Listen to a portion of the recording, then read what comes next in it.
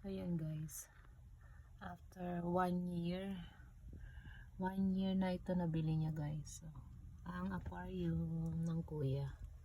Saan na yung kanyang fish? Ayan. See? Kanyang fish. Ito, buhay na buhay yung mga halaman niyang nilagay inside.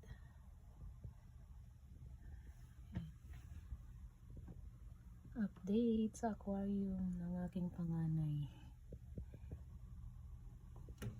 Late lang siya. Pang room lang talaga siya guys. Kalimutan ko kung anong pangalan na fish ito.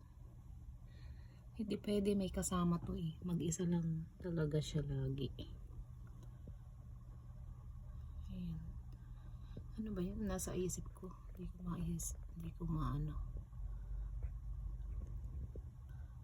Kanyang ang daming kulay na itong isda na to.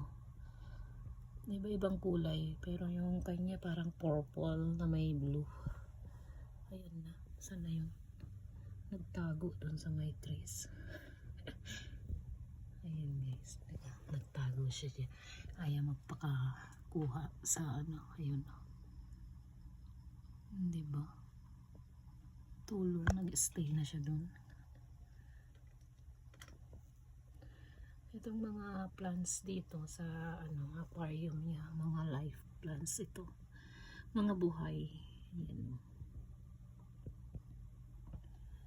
Ay, nandito sa taas. Diba? Ayaw na lumabas. Tago, ayaw lumabas siya guys. Ayan na. Uy, may nakita na naman si Frozen. Babantay si Frozen sa window eh. Kaya lahat yung mailman, ayan, tuwing may magdadrop ng letter, ganyan, or may makikita siya na cat, tao man yan or ganyan, katapong si Frozen. Ayan na.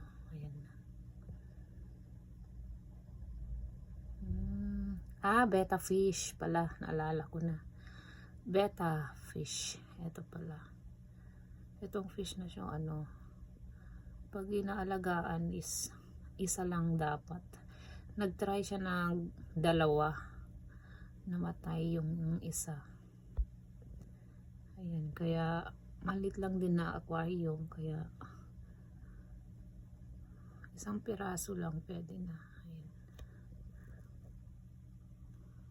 Yan lamang guys, update sa aquarium ng kuya, ang aking panganay.